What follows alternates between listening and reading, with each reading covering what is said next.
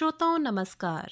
क्षेत्रीय समाचार एकांश के विशेष कार्यक्रम में मैं आपके साथ टेम्पल सानन। भारत कोविड टीकाकरण अभियान के अंतर्गत 100 करोड़ टीके लगाने का लक्ष्य हासिल करने के निकट है। इस महत्वपूर्ण कार्य में योगदान करने वाले चिकित्सकों, नर्सों और अन्य स्वास्थ्य कर्मियों का आकाशवाणी अभिनंदन करता है। इसके साथ ही हम आपको सतर्क भी करना चाहते हैं कि कोविड अभी समाप्त नहीं हुआ है। आप सभी से हमारी अपील है कि यथाशीघ्र दोनों टीके लगवाएं और अन्य लोगों को भी टीके लगवाने के लिए प्रेरित करें। त्योहारों के समय इन 3 आसान उपायों का पालन अवश्य करें। मास्क पहनें, 2 गज की सुरक्षित दूरी बनाए रखें, हाथ और चेहरा साफ रखें। कोविड से संबंधित कोई भी जानकारी और मार्गदर्शन के लिए राष्ट्रीय हेल्पलाइन नंबर है 011-2397-8046 और 1075। इसके अलावा प्रदेश हेल्पलाइन नंबर है 104 व 0135 2722 और 2724 506।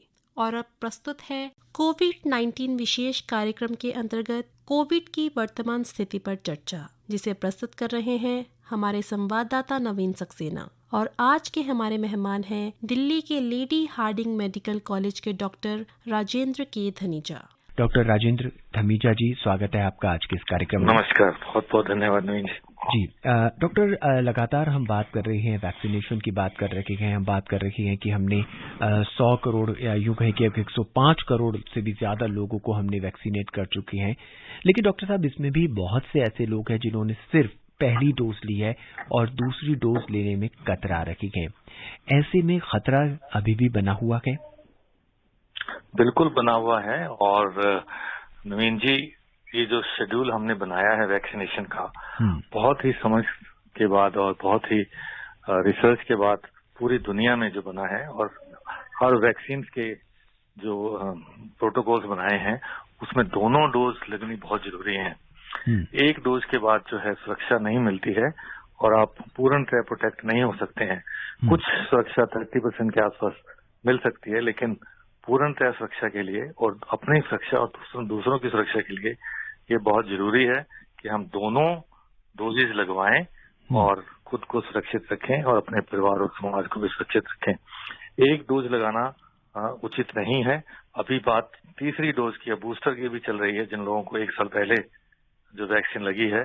तो मैं आपके माध्यम से सभी से आग्रह करता हूं कि जिन लोगों ने पहली डोज लगवा ली है वो अपना नंबर आने पर दूसरी डोज लगवाएं, कोवैक्सीन के 4 हफ्ते बाद और कोविशील्ड के 12 हफ्ते बाद।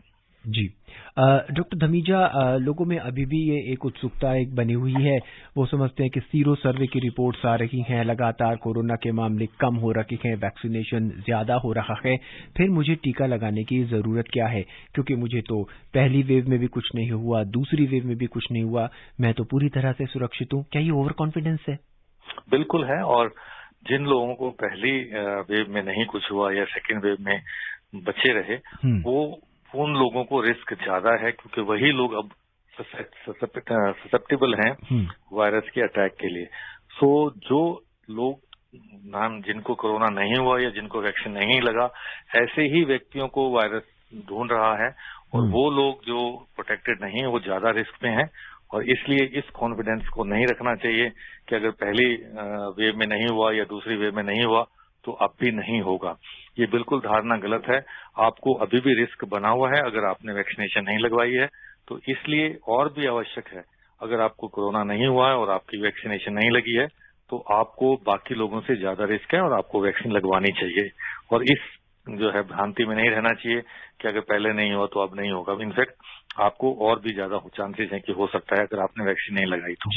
और जहां तक बात है कि केसेस कम आ रहे हैं, तो ये और आवश्यक है कि इस त्योहारों के मौसम में हमें सावधान रहना चाहिए, क्योंकि इस समय लोग बाहर निकलते हैं और बाहर से लोग टूरिज्म जो है, जिसको हम बोलते हैं रिवेंज टूरिज्म, वो भी चल रहा है, लोग बाहर निकल रहे हैं। तो ऐसे में बाहर से केसेस आना या बाहर से वायरस को इम्पोर्ट करके आना आसान है। तो आप अगर ऐसे लोगों के संपर्क में आएंगे तो आपको भी वायरस होने का या कोरोना होने का खतरा हो सकता है। तो इसलिए इन दिनों में आने वाले 2-3 महीनों में और भी आवश्यक है कि हम अपने आप को सुरक्षित रखें, दूरी बनाए रखें, सैनिटाइजेशन करते रहें और मास्क पहन कर रखें। जी डॉक्टर, यहाँ पे एक चिंताजनक बात आती है कि जो कोरोना से संक्रमित मरीज हैं, कितने हफ्तों बाद उन्हें लगता है कि भाई अभी भी जो है किसी अन्य बीमारी से, कोरोना की वजह से उनमें कोई और बीमारी घर कर सकती है, जैसे ब्रेन स्ट्रोक का खतरा या हृदयाघात का खतरा या फेफड़ों से जुड़ी कोई और बीमारी। ये कहाँ तक संभव है और इससे हम कैसे अपने आप को बचा सकते हैं कोरोना होने के बाद, अगर हम ठीक हो चुके हैं तो? कोविड-19 के होने के बाद या दौरान जब हम बीमार रहते हैं, उस समय भी क्लॉट होने के चांसेस रहते हैं, चाहे वो लंग्स का क्लॉट हो, चाहे वो ब्रेन का क्लॉट हो, चाहे वो हार्ट का हो। तो इसीलिए एक ट्रीटमेंट प्लान में हम खून पतला करने की दवाई देते हैं जब सीरियस प्रॉब्लम होती है या जिनके मार्कर्स जो हैं, बायोमार्कर्स, जिनको हम इन्फ्लेमेटरी मार्कर्स बोलते हैं, अगर वो बढ़े हुए हैं तो वो लोग, उन लोगों को रिस्क रहता है कि क्लॉट हो सकता है। तो ऐसे लोगों को हमने ये देखा है कि कम से कम महीना से 1 महीने से 3 महीने के दौरान सावधानी रखनी चाहिए, क्योंकि ये एक ऐसा पीरियड है जब कोरोना के जो इफेक्ट्स, आफ्टर इफेक्ट्स हैं, वो हो सकते हैं।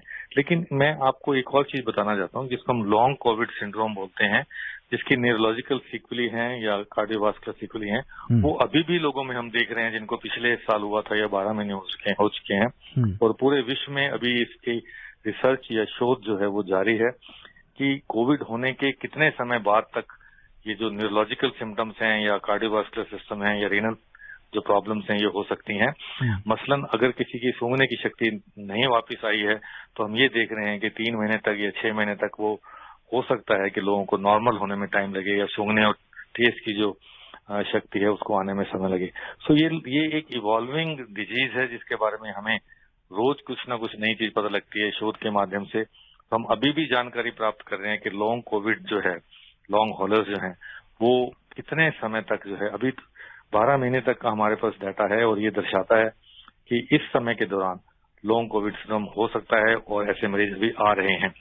इसके साथ साथ ये भी है कि कुछ लोगों को ये देखने को मिला है कि इरिटेबिलिटी या माइंड फॉगिंग, जिसको ब्रेन फॉगिंग बोलते हैं, कि कंसंट्रेशन नहीं बनना, थकावट रहना, चिड़चिड़ापन रहना, ये सब भी 1 वर्ष तक हम देखने को मिल रहे हैं और अभी शोध जारी है। जी डॉक्टर, अगर किसी को ब्रेन स्ट्रोक होता है और उससे पहले कोरोना हो चुका है तो ऐसे में क्या इस व्यक्ति का ट्रीटमेंट कुछ अलग तरीके से किया जाता है या उसी तरीका का ट्रीटमेंट फॉलो किया जाता है जो एक ब्रेन स्ट्रोक के मरीज का होता है?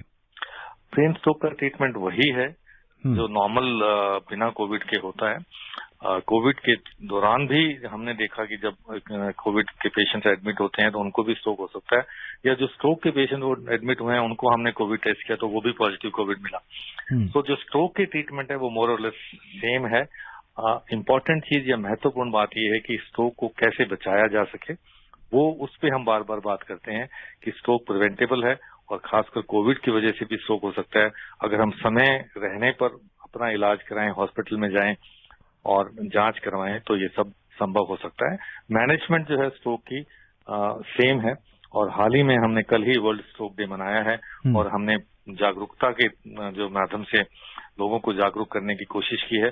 भारत सरकार के कार्यक्रमों में हम इन्वॉल्व रहे हैं। हमने खुद एक भारत सरकार का स्वास्थ्य मंत्रालय का कार्यक्रम किया अपने हॉस्पिटल में और लोगों को जागरूक करने की कोशिश की कि स्ट्रोक जो है वो प्रिवेंटेबल है और ट्रीटेबल है। और गोल्डन आवर जो है हमारे इनिशियल 4.5 घंटे या 4 घंटे और 30 मिनट, उसी दौरान अगर हम हॉस्पिटल में पहुंच सकते हैं या अपने किसी मित्र को जिनको स्ट्रोक होने की संभावना है या लगता है कि हुआ है उसको हम ला सकते हैं तो उसका इलाज किया जा सकता है और जो क्लॉट वाला स्ट्रोक है उसको डिजॉल्व किया जा सकता है दवाइयों के माध्यम से।